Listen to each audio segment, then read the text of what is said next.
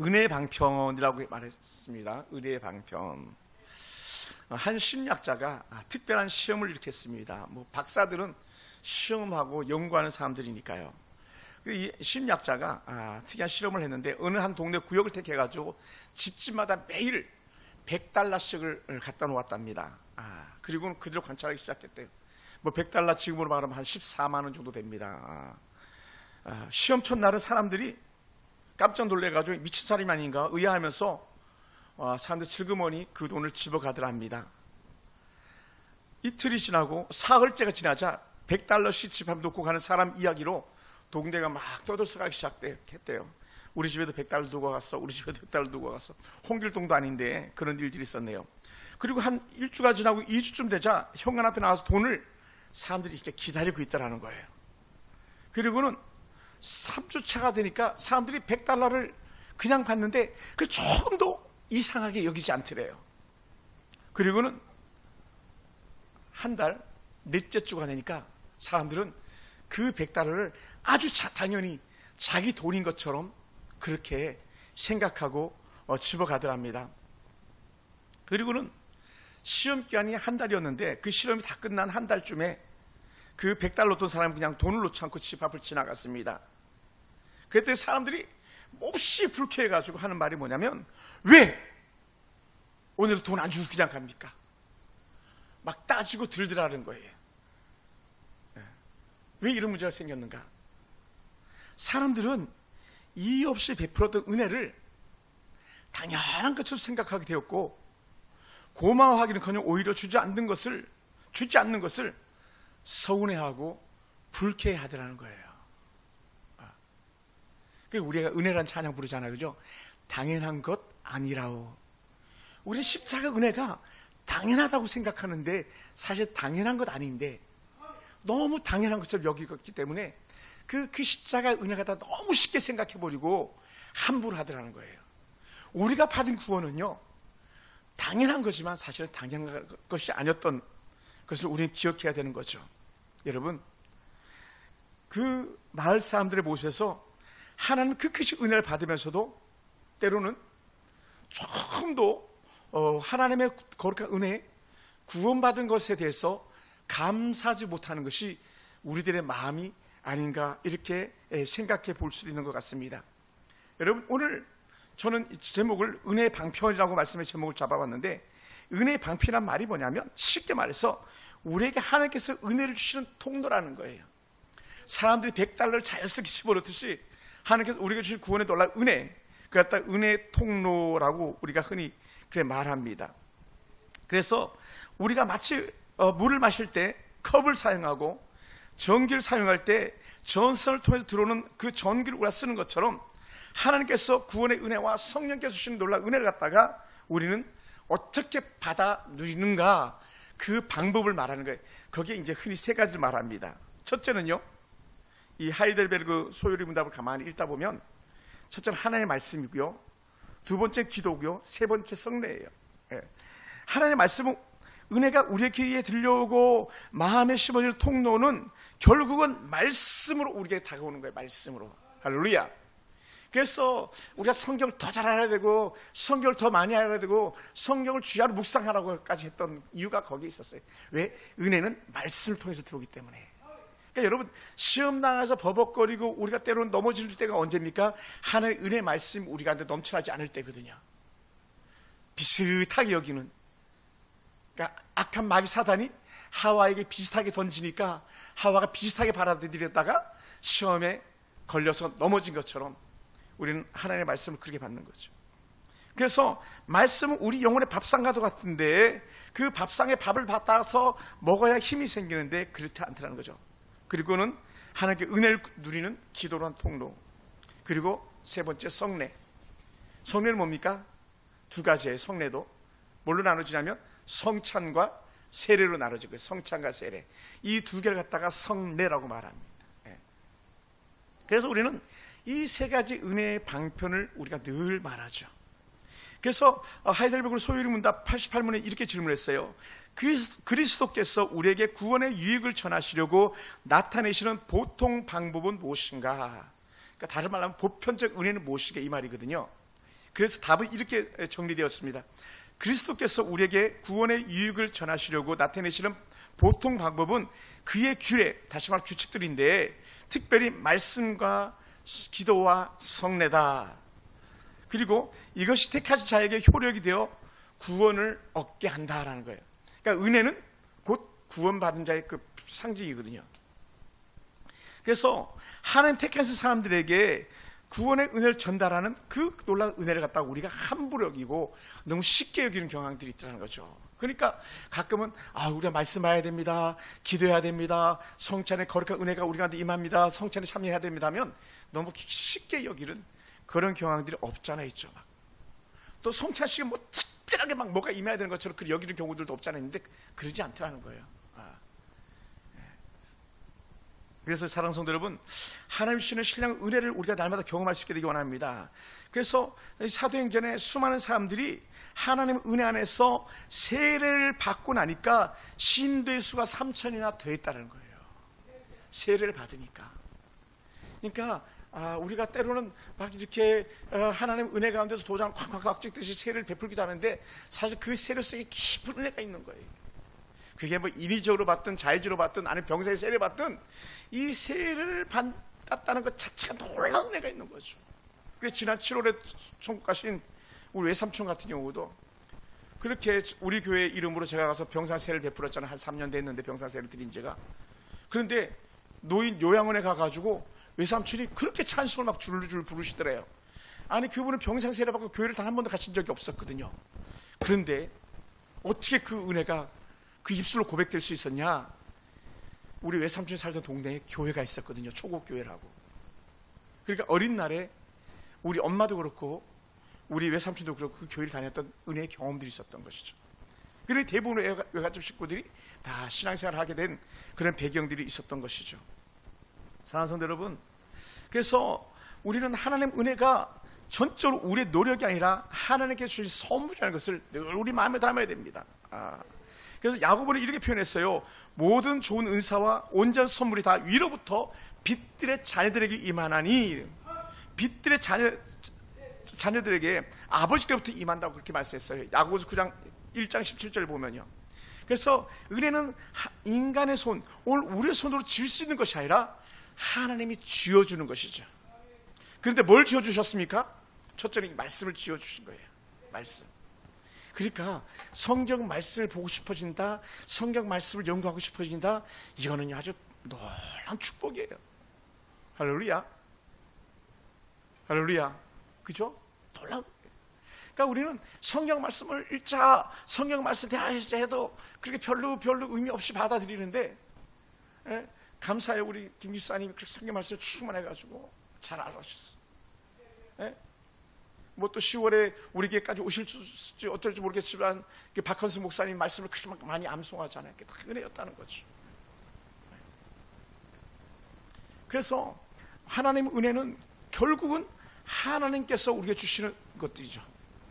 자의적 은혜를 취할 수 있는 것이 아니라, 근데 그 은혜를 갖다 우리에게 주셨는데 그 말씀이라는 거예요. 말씀. 그래서 오늘 우리가 은혜를 간절히 사모한다면 늘 하나님의 약속의 자리, 말씀의 자리 와 있어야 되는 거예요. 은혜의 자리, 말씀의 자리. 근데 마귀는 제일 싫어하는 게 뭐냐면 예배 드립시다, 성경 공부합시다, 같이 기도합시다, 이거 정말 싫어하는 거예요. 마귀는요. 그리고 어떻게 돼요? 그거 하자 그러면 온갖 핑계거리가 다 나오게끔 사단이 막 조종하는 거거든요. 결국은 북이스라엘의 최고의 실패가 뭡니까? 말씀의 실패였거든요. 북이스라엘의 실패는. 반면에 남유다는 비록 그들이 짜게졌고 또 그들이 때로는 영적으로 연약함이 있어도 말씀을 붙잡으니까 이 영적 은혜가 흐트러지지 않고 가는 거였었어요. 할렐루야. 이게 정말 큰 복이거든요. 저는 저와 여러분 모두가 다 그랬으면 좋겠습니다. 그래서 우리가 한결같이 말씀의 자리, 기도의 자리, 성례의 자리를 사모하는 그런 마음이 우리한테 끊임없이 있게 되길 주로 축원합니다. 그래서 예수님께서 뭐라 말씀하셨습니까?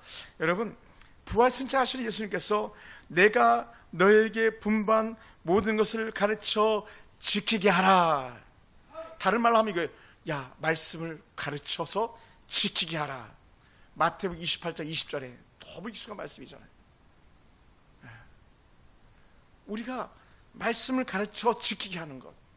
사실 오늘 성도들 연약해서 넘어지고 자빠지는 그런 이유들 중에 하나가 뭐냐면 전적으로 책임은 저에게 있는 거예요. 제대로 가르치지 못했던 것.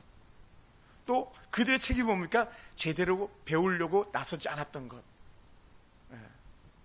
이게 우리가 가지고 있는 연약함들이었던 것이죠.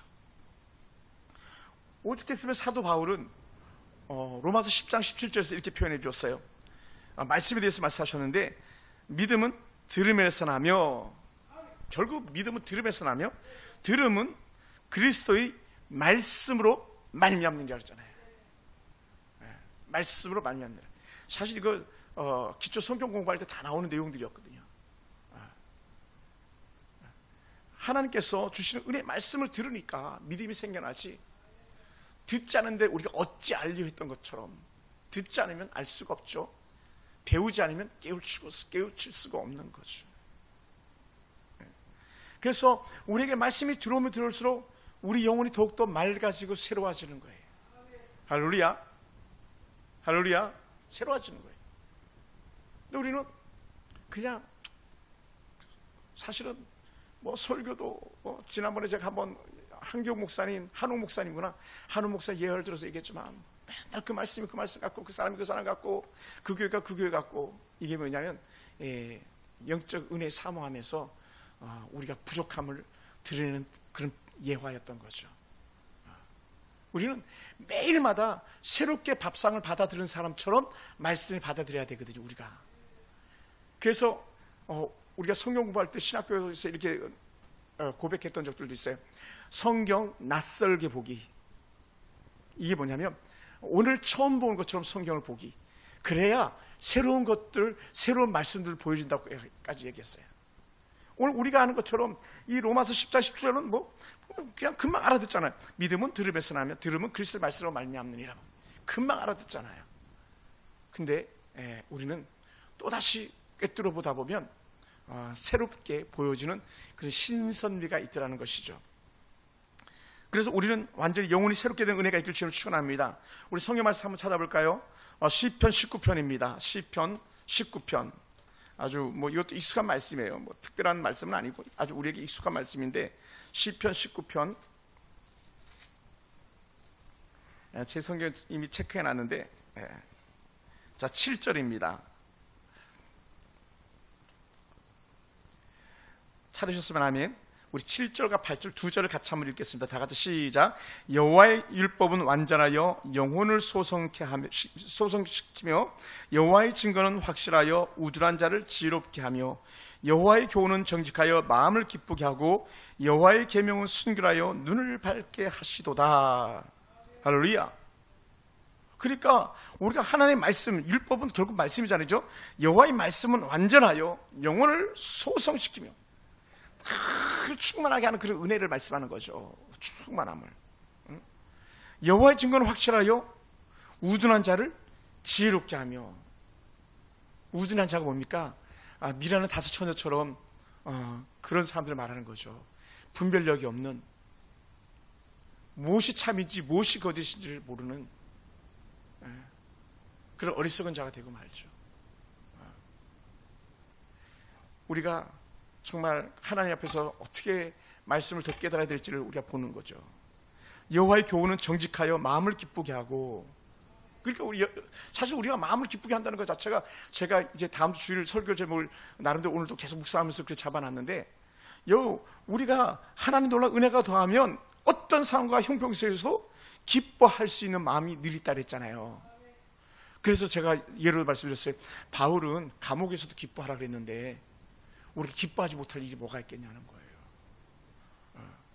기뻐하지 못할 일이 뭐가 있겠습니까? 오늘도 한 목사님이 이렇게 말씀하시는데, 오늘 저를 찾아오셨더라고요. 부부가 찾아와가지고 같이 얘기 나누고 또 식사를 일부러 대접해 줘가지고 제가 같이 식사를 나눴는데, 목사님 여동생이 직장 암이 걸렸다고, 또 3기, 4기가 됐다고 하는 그런 얘기를 이렇게 듣게 됐습니다. 그랬더니 그제서야 정신을 차리고 내가 신앙생활 잘하겠다고 이런 고백을 하더라는 거예요. 사실은 마지막 죽음을 앞에 둔 그런 심정이었겠죠. 지푸라기 잡는 심정이었겠죠. 그런데 사실은 우리가 매일 우리 삶 가운데서 지푸라기를 잡는 심정 가지고 뭘 대하냐? 말씀을 대해야 되는 건데 우리 그러지 못할 때가 너무 많지 않았나 생각됩니다. 네. 말씀을 대하고 은혜로 나가고 그러다 보니까 우리에게 지혜가 있는 거죠. 그러니까 슬기로운 다섯 처녀는 기름병을 미리 준비했고 여기서 우둔한 자는 기름병을 준비하지 못해가지고 결국은 문이 닫혀버리는 그런 일들이 생겨나잖아요. 우리가 사실은 우리에게 그런 연약함이 있는 것을 이렇게 보게 됩니다. 여호와의 말씀을 알면 알수록 뭐가 밝아진다고 말합니까? 순결하여 눈이 밝아지도다 그랬잖아요. 눈이 밝아지면요 무엇이 진리고 무엇이 거짓이다 분별할 수 있는데 그 분별력을 잃어버리는 거예요. 그러니까 우리는 모든 것을 하나님의 말씀에 비춰보는 거예요. 말씀에 하나님의 은혜에 비춰보는 거예요. 그래서 제가 계속적으로 이 소유의 문답을 하면서 교회를 세워가고 하자고 가는 그런 방편으로 제가 이렇게 계속 설교를 하는데 사단이 가만히 내버려두지 않는 교회를 흔드는 그런 모습을 우리가 보게 됩니다. 네.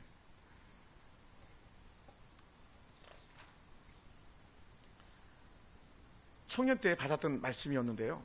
이 말씀 그렇게 좋았어요. 청년 때 시편 119편 105절 주의 말씀은 내 발의 등이요 내 길의 빛이니이다.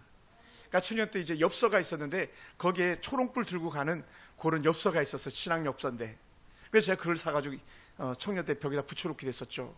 시편 119편 105절 청년이 무엇으로 그 행실을 깨끗게 하리까 주의 말씀을 따라 삼갈 것이다. 내가 주께 범죄치 아래 주의 말씀을 내 마음에 두었나이다. 그러니까 청년 때에 하나님 은혜를 지킬 수 있었고 청년 때 하나님의 말씀을 사모할 수 있었고 근데 그게 청년 때만이 아니라 오늘 목회자가 된 지금도 똑같아야 되는 거죠. 사실은 똑같아야 돼. 오히려 더 하나님의 말씀에 진보하며 나가야죠. 우리 신앙의 연수가 더하면 더할수록 그러니까 우리는요 그 어떤 직분이나 신앙의 오랜 세월을 말할 것이 아니라 지금 하나님의 말씀을 붙잡고 있느냐 이게 관건이 이거죠.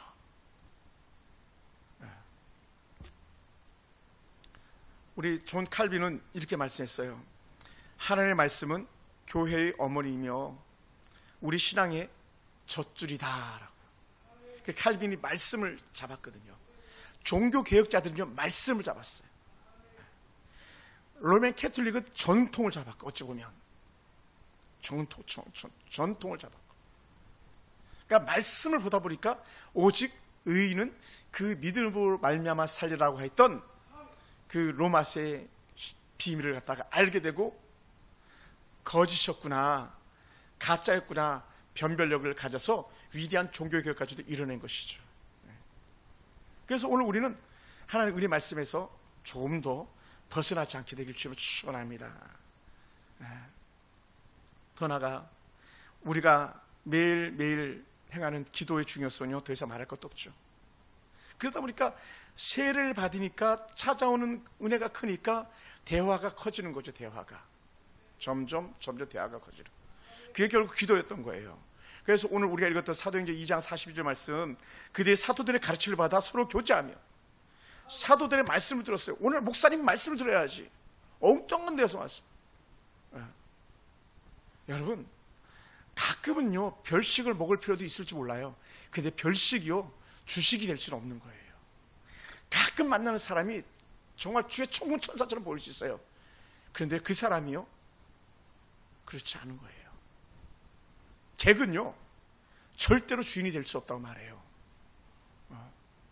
손님은요 그 집의 것을 책임지지 않거든요. 근데 가끔 우리는 엉뚱하게 외부에서 오는 손님이 주인인 줄 착각하고 거기에 마음을 빼앗길 때가 있잖아요. 그게 뭡니까? 악한 탐심들로 주는 물질이라든지 어떤 잠시간 누리는 쾌락이라든지 이런 것들이에요.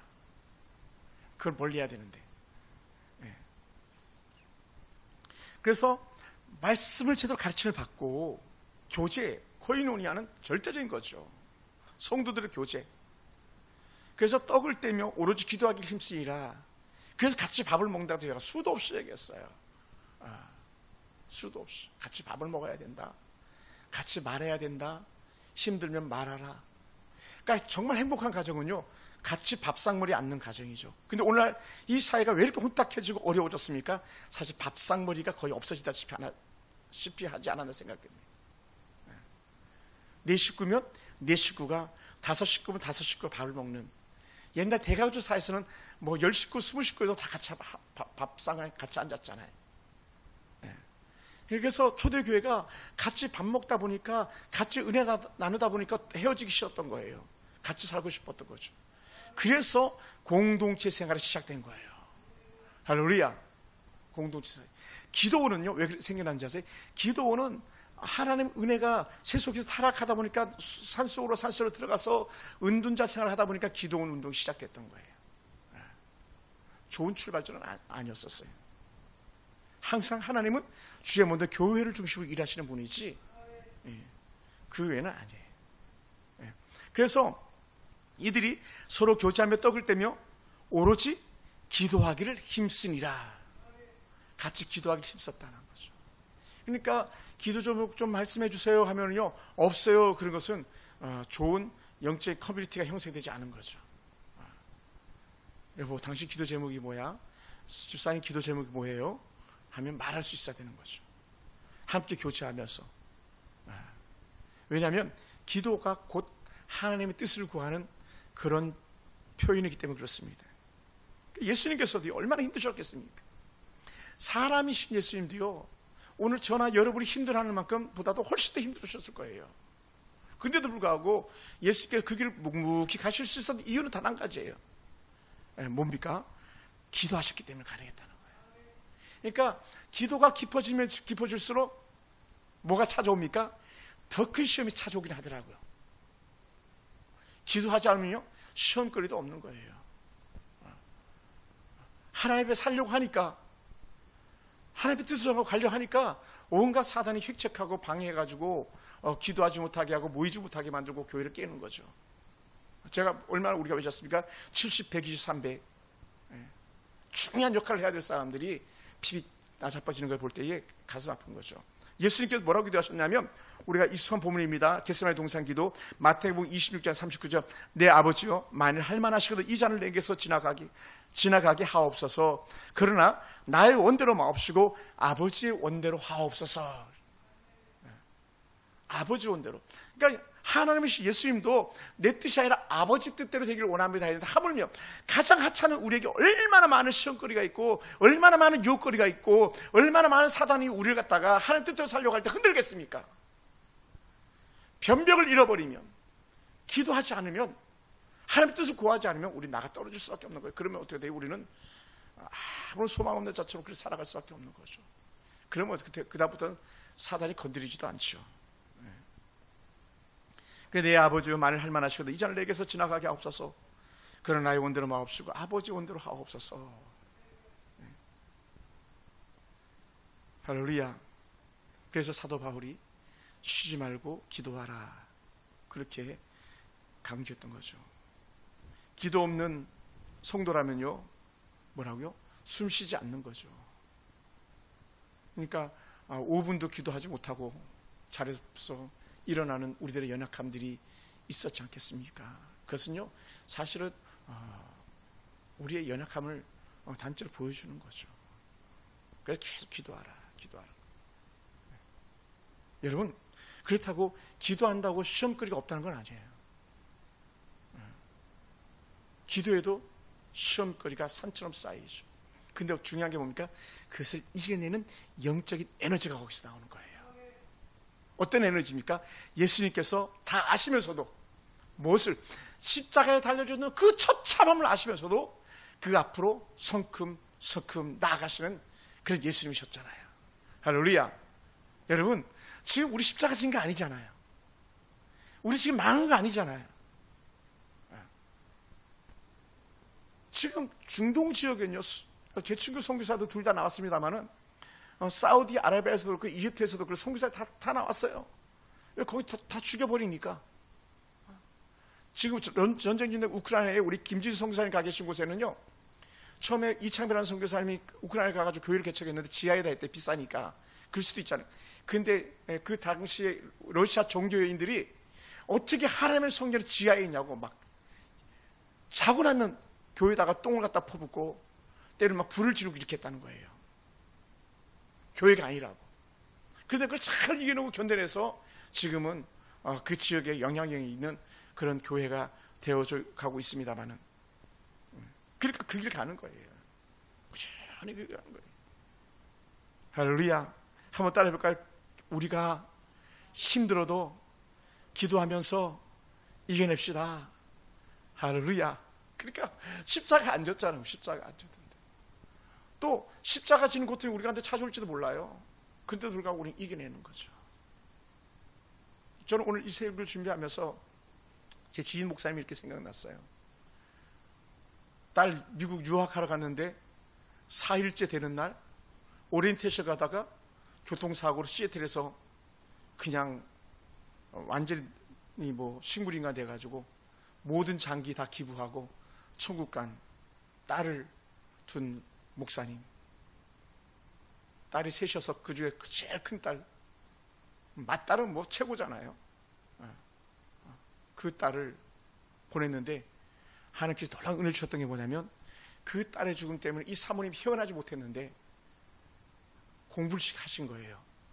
서울여대 대학원에서 상담학을 공부했어요. 뭐 나이도 50대 중반이 훨씬 넘은 그런 나이인데 서울여대 대학원을 다니는데 1년, 2년을 다니면서 올 A 플러스를 받은 거예요. 중년 여성이 대학원 공부가 결코 쉽지 않거든요. 근데 올 A 플러스 받아서 서울여대 전체에서 수석을 하면서 졸업을 했고요. 그 상처를 입은 그 마음을 가지고 그 사람들의 마음을 보듬어주는 상담소를 갖다 교회 안에 차렸어요. 그래서 지금은 사람들 케어하고 상처를 치료하는 그런 사람으로 쓰임받는다. 그 사모님 그 아픔을 갖다 겪기 전에는 성도들을 헐 찌르는 사람으로 이렇게 나름대로 막 그렇게 본인이 쓰임받았다는 거예요. 근데 아빠 보니까 아픈 성도들의 마음을 알겠더라는 거예요. 아프니까. 너무 아프니까 아픈 사람 마음을 아는 거예요. 그러니까 저 같은 경우도 사실 성도들의 아픈 마음을 더 잘 알았으면 좋겠는데 제가 잘 깨닫지 못한 그런 모습도 없지 않았어요. 얼마나 힘들었겠습니까? 저는 사실은 우리 교회 집사님들이 50대 접어들면 주부 우울증을 어떻게 이겨내지, 제2의 사춘기를 어떻게 이겨내지, 그런 것들을 놓고 제가 기도했던 적들도 있었거든요. 쉽지 않거든요. 그것을 믿음으로 돌파해 나가는 그런 은혜가 필요하죠. 마지막 세 번째, 성례인데요. 사실은 성례, 어떤 교회는 한 달에 한 번씩 성찬을 하는 그런 교회가 있어요. 세례는 뭐 세례 대상자가 있어야 하니까 세례는 그렇다고 성례를 이렇게 하는 거예요. 그러니까 미국 교회도 가서 보면 성례를 아주 중요시 여기고 있더라고요. 그들이 중요시 여기는 것 흔히 두 가지 이렇게 볼 수 있는데, 하나는 성례, 하나는 마지막 예배 때 드릴 담임 목사의 축도. 길을 가다가도 축도를 받기 위해서 들어온다는 거예요. 예배는 다 못 드려도. 성례를 준비하는 게 결코 그리 쉽지 않잖아요. 그죠? 성찬식을 준비하는 게 쉽지 않아요. 저희도 노회를 가면 꼭 노회하기 전에 1부 예배를 마치면 2부에 성찬식을 반드시 합니다. 그리고 이제 3부가 이제 공동 노회 회의를 하는 거죠. 성례를 통해서 우리가 하나님의 자녀라는 확실한 도장 찍은 것을 확인하는 거예요. 그게 이 포도주 잔을 마시는 거죠. 그래서 포도주 잔은 세례받지 않은 사람 못 먹게 하는 거예요. 예수님의 성찬식 떡은 세례받지 않은 사람 못 먹게 하는 거예요. 왜? 세례와 성찬은 도장 찍힘에 대한 강력한 의미를 가지고 있거든요. 그래서 예수님께서도 뭐라 말씀하셨습니까? 마태복음 28장 19절에서 너희는 가서 모든 민족을 제자로 삼아 아버지와 아들과 성령의 이름으로 세례를 베풀고, 그러니까 세례 주는 게 그만큼 중요한 거죠. 그러니까 우리 성도들에게 제가 누차 강조했던 것 중에 하나가 뭡니까? 우리는 세례 주는 교회다. 이건 정말 귀한 거다. 너무너무 귀한 거다. 어떤 교회는 3년, 5년이 돼도 세례 한 명도 못 준다는데 우리 세례 줄 수 있잖아요. 영아부 세례도 줄 수 있고 장년들 세례도 줄 수 있고 얼마나 귀합니까? 그러니까 정수사 성도님 지금 저 전라도 그 검문도에 가서 완도 가서 일하고 계신데, 그 성도님이 지금도 그렇게 식당에 일하면서도 열심히 성경을 본다는 거예요. 작년 4월에 우리 교회 오셔가지고 올해 세례 받았잖아요. 성경을 그렇게 1독, 2독, 3독 해나가는 그런 모습이잖아요. 그게 세례 받은 사람의 영적 감동인 것이죠. 그래서 우리가 읽었던 사도행전 2장 40에서 떡을 떼며에 여기에 해당하는 거예요. 왜냐하면 예수께서 부활 승천하시기에는 마지막 최후의 만찬이 바로 성례의 시발점이었거든요. 성례 시작점. 너희가 이 일을 기념하라 명령하셨던 것. 그래서 성찬 예식 속에서 은혜 나누는 거예요. 물론 그 성찬 예식만이 아니라 오늘 성도들이 함께 그 식사를 나누는 이 모임은요, 또 다른 예수님과 함께 했던 최후의 만찬과 같은 그 기쁨의 나눔이거든요. 근데 그걸 우리가 소홀히 할 때가 참으로 많이 있어요. 우리 소홀히 할 수 없는 거거든요. 그래서 사도 바울은 로마서 6장 4절에서 이렇게 표현했어요. 우리가 로마서 6장 4절 한번 찾아볼까요? 로마서 6장 4절, 이런 말씀은 우리가 좀 새겨놓는 것도 참 좋으니까. 6장 4절 한번 같이 한번 읽어봅시다. 그러므로 시작. 그러므로 우리가 그의 죽으심과 합하여 세례를 받았으므로 그와 함께 장사되었나니 이는 아버지의 영광으로 말미암아 그리스도를 죽은 자 가운데서 살리신 것 같이 우리로 또한 새 생명 가운데서 행하게 하려 함이라. 그래서 우리가 세례를 받음으로 해요. 세례를 받음으로. 헌금을 많이 함으로, 아니 예배 자리 잘 지키면 이게 아니고, 세례를 받음으로, 봉사를 많이 함으로가 아니라 세례를 받음으로, 세례를 받음으로 그와 함께 장사되었나니. 그러니까 세례는 어떻게 돼요? 그리스도와 함께 십자가에 달려 죽음 예표가 되는 거예요. 2000년 전에 있었던 그 사건이 오늘 우리들의 사건이 되는 거예요. 그래서 내가 그리스도와 함께 십자가 못 박혔나니 그러지 이제는 내가 사는 것이 아니요 내 안에 오직 그리스도 예수께서 사시는 것이라, 이렇게 얘기했던 거죠. 정과 욕심을 우리가 세례받는 그 현장에서 십자가와 함께 못 박아 버렸다는 거죠. 할렐루야.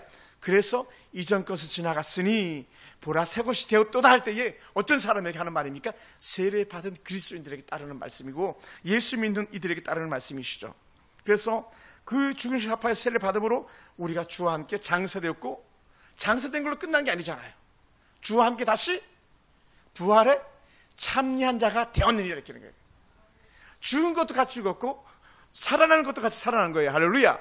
그러니까 이게 얼마나 놀라운 은혜예요. 그러니까 우리가요, 이것저것 때문에 막 아파하고 시험 당하고 막 그런 게 사실은 좀 이렇게 표현하면 좀 그렇지만 사실은 그래요. 좀 말로 표현하기가. 우리에게 얼마나 큰 은혜들이 있었는데, 우리가 그 큰 은혜를 갖다가 우리가 어떻게 그 사소한 것들과 함부로 바꿀 수 있겠냐는 거예요.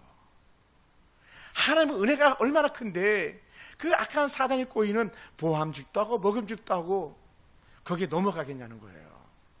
안목의 자랑, 이생의 자랑, 이생의 정욕, 거기 우리 넘어가겠냐는 거예요. 우리가 가지고 있는 그 자존심이 뭐길래 거기에 우리가 넘어가가지고 죽은 자처럼 그렇게 있겠냐는 거예요. 그럴 수 없느니라 그랬잖아요. 할렐루야.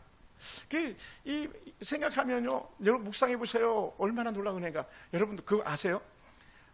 다니엘이요, 얼마나 많은 위기를 겪었습니까? 근데 그 많은 위기를 겪으면서도 다니엘이 한 번도 성낸 적이 없고요, 한 번도 그가 불만하면서 나갔던 적이 없었어요.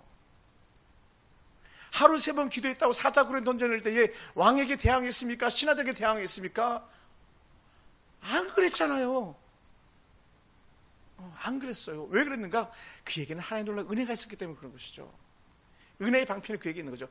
말씀 안에서 견고하니 흔들리지 않았던 거예요. 할렐루야. 한번 따라서, 그러므로 우리도 흔들리지 맙시다. 할렐루야. 제가 영상 만들었는데 루터의 아내가 하나님 죽었냐고 상부 입고 나타나가지고, 우리 하나님 안 죽었잖냐고. 그게 종교개혁 이렇다 그랬잖아요. 얼마나 귀한지 몰라요. 오늘 만났던 목사님이 신기한 걸 경험했다고 그러시더라고요. 98세 된 어르신이 천국 갔는데 암 환자였어요. 암 환자. 근데 딱 병원에 이틀 입원하고 천국 가셨는데 주일날도 예배 잘 드리고 몸이 좀 그래서 병원에 갔더니 온몸이 완전히 암으로 그렇게 뒤덮여 있었대요. 근데 이 할머니 권사님이 아주 먼 곳에서 그렇게 오시는 분이었대요. 일부러 목사님 태워가고 아마 최소한 막 호강수 권사 같은 그런 권사님이셨던 것 같아요. 교회 뭐 하면 꼭 할머니가 98세 된 할머니가 꼭 동참하고 헌시에 동참하고 섬김에 동참하고. 그들이 그 할머니의 꿈이 뭐였냐면 권사님이 편안하게 천국 가는 거예요. 아프지 않고. 근데 온몸에 암덩어리가 있는데 아무렇지도 않게 살아왔다는 거예요. 그게 얼마나 귀한 은혜지. 그런데 그것만이 아니라 목사님 하셨던 말씀 중에 하나가 뭐냐면 신기한 게 생겼는데 목사님 85세 된 권사님 한 분 등록했는데 그 할머니랑 똑같더래요. 모습도 비슷하고 신앙생활하는 모습도 비슷하고. 그래서 야 이런 은혜도 있구나 그랬대. 8월달에 2명의 권사님을 천국 보냈는데 그 몇 안 돼요. 우리 교회보다 숫자가 더 적어요. 그런 할머니들이 우리도 할머니들이 자리 지켜주잖아요. 얼마나 귀합니까? 2명 천국 가서 너무 낙심했는데 85세 된 권사님이 가까이서 나오기 시작하시더라고. 그런 얘기를 이렇게 하시면서 얘기하시더라고요. 하나님 은혜가 또 그렇게 임하더라. 사랑하는 성도 여러분, 교회는요 하나님이 일하시는 곳이고요. 우리가 에베소서 전체적으로 오래전에 공부해서 기억하기 쉽지 않지만 교회의 머리는 예수 그리스도다. 머리가 예수 그리스도인데 팔이 자기 마음대로, 다리가 자기 마음대로, 입이 자기 마음대로, 귀가 자기 마음대로 하려고 하더라는 거죠. 그게 초대교회도 똑같았었다는 거예요. 오죽했으면 야 디모데야 내 연수함을 없인 여기지 않게 하라 그렇게 했어요. 그 은혜로웠던 초대교회도 때로는 사람을 무시하고 함부로 하고 편가리하고 막 이렇게 했었는데 하물며 오늘날에야 어찌 완전한 교회가 있겠습니까? 그래 우리는 그러다 보니까 말씀과 기도와 하나님의 거룩한 은혜의 성례들을 통해서 우리는 결코 우리의 신앙이 변질되지 않겠습니다라고 하는 이런 고백이 우리 가운데 넘쳐나길 주님을 축원합니다. 할렐루야. 사랑하는 성도 여러분, 그래서 우리는 성령의 놀라운 은혜를 날마다 경험하기 원합니다. 날마다. 그래서 우리는 뭐 흔히 1년에 2번 성찬식 합니다마는 그 성찬 예식을 통해서 또 우리의 매일 만나는 이런 아름다운 예배를 통해서 하나님의 깊은 은혜를 갖다 결코 빼앗기지 맙시다. 여러분, 우리는 사람을 보고 가는 삶이 아니라 하나님을 바라보고 가는 사람들이기 때문에 그렇습니다. 할렐루야. 게하시가 보지 못했던 것 엘리야는 봤잖아요. 게하시가 듣지 못했던 것 엘리야는 들을 수 있었잖아요. 오늘 여러분이 듣고 여러분이 보고 깨닫는 은혜가 있기 원합니다. 무엇을 통해서? 하나님의 보편적 은혜의 방편을 통해서 말씀과 기도와 성례를 통해서. 그래서 우리 경고해서 흔들리지 맙시다. 저 초보신앙처럼 겨우 맨날 죽을 먹어야 되는 그런 사람처럼 우리 그런 신앙생활 하지 마시고 때로는 단단한 것도 먹을 수 있는 건강한 그리스도인, 성숙한 그리스도인으로 우리가 함께 자라가기를 주를 축원합니다. 말씀을 마무리하겠습니다. 하나님 우리에게 풍성한 은혜를 날마다 주시는 분인 줄 믿습니다. 그 은혜가 막연하게 임하는 것이 아니라 이미 우리 가운데 임해서 날마다 우리 가운데 깨우쳐 주시는 거예요. 말씀 보게 하고 기도하게 하고 성찬 예식을 통해서 십자가 큰 은혜를 갖다 더 누리게 하는 그 은혜의 방편이 우리 가운데 있습니다. 그러므로 어떤 모양 속에서든지 시험 당하지 않고 견고하게 돼서 하나님을 바라보는 거룩한 은혜가 있길 주님 축원합니다. 때로는 힘들 수 있습니다. 때로는 견디기 힘든 고통이 찾아올 수도 있습니다. 그럴 때도 넉넉히 이겨낼 수 있는 우리 복된 성도들이 다 되기를 주님으로 축원합니다. 기도하겠습니다.